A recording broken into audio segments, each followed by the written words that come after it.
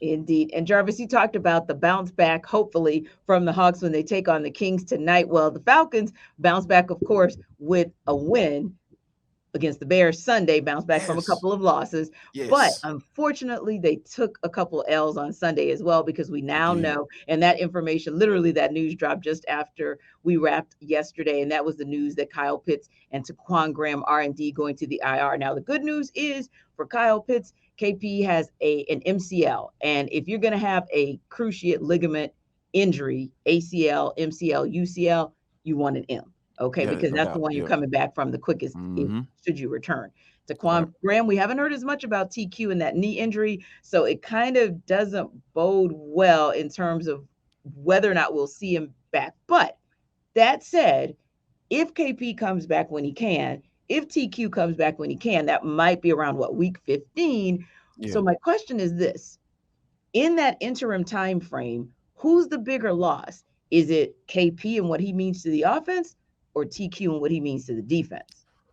Wow, it has to be Taquan Graham. I know people gonna Yeah. look at me crazy Nope. but I agree with you. as a former defensive lineman, I hate saying that sometimes, but it is what it is.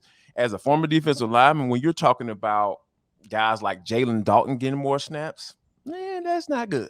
I'm sorry, because Daquan Graham has put in the work in the offseason. Grady Yes, Jarrett was championing him coming into the season. And I was indeed. like, okay, you kind of pumping up your teammate, or is this real? And Mhm. turned out it was real. Yeah, Taquan yeah. Graham has stepped up his game. He was ready for coming into the season now, and he Mhm, kind of had a little lull in the last couple of games as mhm. far as stopping the run, that being his strongest asset. Right, But he was a guy that you can count on pretty much to be there right next to Grady Jarrett doing his thing yes. in that run in that part of that run stopping defense. But Mhm. I think that with Kyle Pitts though, is like I shouldn't have to say that, right? Like this is the number 4 overall pick and the unicorn and dude's supposed to be out here balling, killing folks, Travis Kelsey and folks out here, George Kittle, all that stuff. That just has been the case though, T. That No. hasn't been the case. So I think that when you're talking about a loss and what that means, like, and a defense that had a hell of a game on Sunday and trying to build off that and put Mhm. together 2 back-to-back games of solid playing solid defense, yeah, that's a big loss to me. More so on that defensive side. Agreed. And yes, you can make the argument that KP is a bigger loss for the offense if you look at the fact that, believe it or not, he is the most targeted tight end in the entirety of the NFL. So when you Wow. look at that concept, Yeah. yeah. And then, of course, we know that that really does limit the field of what Marcus Mariota can do, because while he didn't necessarily throw to or target Pitts a whole heck of a lot, at least it kept defenses honest, because Right. you didn't know, is it going to be Drake, is it going to be KP, who's going to be the number one target for this particular game. So that's where Right. I think that loss is. But I agree with you. Taquan may have had a couple games where he kind of went back to the average or the middle, the mean.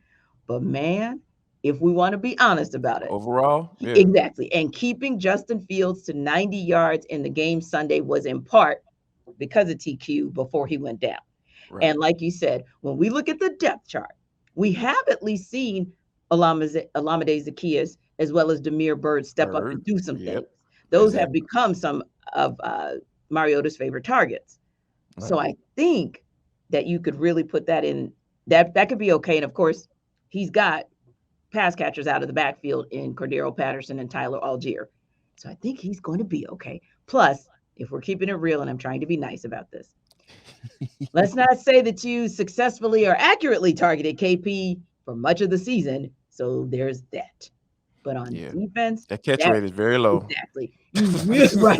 Like, You can talk it all you want, but that catch rate is not yeah, good. it's Sorry. just not good. It's really, really not good. And so, yeah, Dean Pease is definitely going to have his work cut out for him in being creative on how to make sure that the guy who really was maybe arguably your best run stopper is now down for at least the next month, right in the thick of the playoff chase, right? But Yeah. if you are at all stressed out about that because you are trying to figure out how the Falcons are going to go on without KP or TQ, or you're at Hartsfield Jackson Airport today or tomorrow, you know what you need, right? A Built Bar. That's the only thing that's going to help you in the thick of stress. So you should go to built.com and check out everything they offer. But we especially want you to check out those cookie dough puffs because they're really good, 100% real chocolate. We're talking about just 160 grams of fat and 15 grams of protein. And it's really good protein that is easily digested, it's very soluble, and that is to your advantage as well. So again, you don't have to be stressed out alone. And Thursday, if Uncle Ray Ray or Auntie Beverly, Pookie, all of if them. they don't get the food right, you might want to bring a built.com bar with you. And hey, you can get 15% off your first order by using the locked on code. Again, use locked on when you go to built.com to get 15% off of that first order. Now, Monday, we talked about the MVPs of the game, right? And we actually just mentioned a couple of them in, like, you could throw Grady Jarrett in that conversation. We said, hey, Lo Carter showed up. So we gave out the flowers to our guys. And of course, Jalen Hawkins. Right. We gave out the flowers on offense as well and said, woohoo, CP, you might have only had 52 yards, but it was a bruising 52 yards. You also get the MVP on special teams. But you got some honorable mentions in there quickly that we want to mention as well, because without those key pieces at key moments, the Falcons wouldn't have won that game. So for you, Jarvis, offense, defense, special teams, who are your honorable mentions? I'm going to have to start off with Arnold Ebiketie because he's the guy that I feel like I've been pounding the table. Chuckery's been pounding the table for him to get more snaps. And I think that he's taking advantage of all of the snaps that he's been getting by, especially specifically on pass rush downs, on passing downs. Pease has been making sure that he's in there. So I think he's been taking advantage of him. Got to give him some credit because he's been a guy that's been slowly developing throughout the season. Not necessarily, whoa, man, they got this dude in the second round. Right. But, you're like, yeah, they got this dude in the second round. Yeah. Yeah, you can see it. You can say, okay, all right, I get it. I understand. So I think Arnold Ebiketie is a guy. You got to give him some credit to, what he brings to the table. And also, Tyler Algier. I think he's like fourth all time in Falcons history as far as rushing yards. He has like 498 yards. So I think he's fourth right now. So if he can string together a couple of good performances, this dude might be one of the top rushers in Falcons history. So I think that's something that we need to pay attention to. So yeah, kudos to Tyler Algier. Got to give him honorable mention, and then also AJ Terrell and just coming back from injury and just being solid as usual. You had the penalty down there in the red zone, but it is what it is. Yeah. But yeah, just quietly, just doing his thing, just like AJ Terrell does. Agreed. Got to give kudos to that. Yeah, and I'm going to go ahead and just co-sign on the defense because, I was definitely going to call out AK. Definitely good to have AJ Terrell back, especially because it fit Dean Peace's game plan to a T. I'm just going to take away all of your deep options, Justin Fields, and let's see what you can do. Oh, you can't do anything. So, mission accomplished. Thank you, AJ Terrell and company, for that. So I agree with you. And on the offensive side, yes, Tyler Algier, but I'm going to give my honorable mention to the O-line because we've been asking them to bounce back and be the O-line that they had been earlier in the season. 0 sacks Sunday, so they kept that pocket clean for Marcus Mariota, so definitely want to give them kudos. And actually, when you think about Tyler Algier, and really, I'm going to give it running back by committee because CP only had 52 yards, but I felt like just opening those holes. I felt like the O-line did a good job of that for the run game as well. And of course, special teams, honorable mention goes to the other 10, because without them, CP doesn't go 103 yards. Indeed. Yes, indeed. So yes. Let me give you guys all your flowers. I give it love.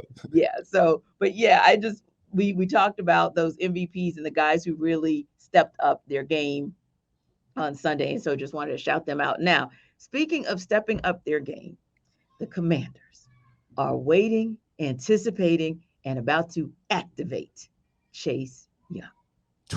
What in the Sam heck is gonna go on Sunday?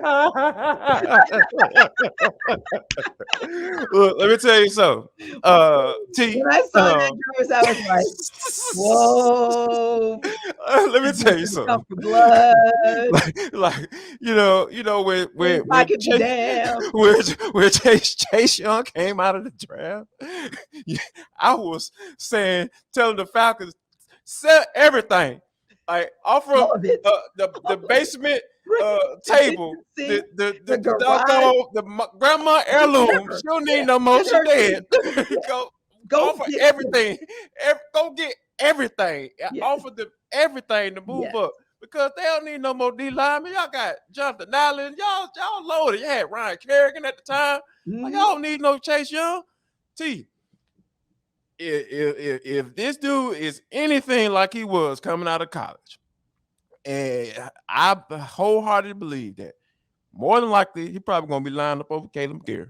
I would not be surprised I by was. that. Don't be Did you surprised see? Did that you see in he my get head? that. I was envisioning that. Oh I saw dear. that wrinkle in your Yeah. forehead. Yep. It went this way. It literally As was. soon as I Yep. said it. The wheel started turning, and I was like, "Oh, left shark!" And I know he's on the right side, but left shark. We'll move.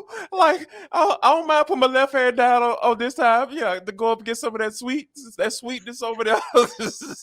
Take advantage of that sweetness. Gotta do that. Right. But yeah, but by all seriously though, I think that this is somebody that they're gonna have to be ready for because when you talk about a guy coming off an injury who wants to prove people wrong, and everybody talking about it's a bust and all that stuff. Yeah, they're gonna be in for one on Sunday, T. That's for sure. So it's going to be interesting. And of course, we will keep you guys posted on whether or not he actually gets activated and he's in that starting lineup for the Commanders on Sunday.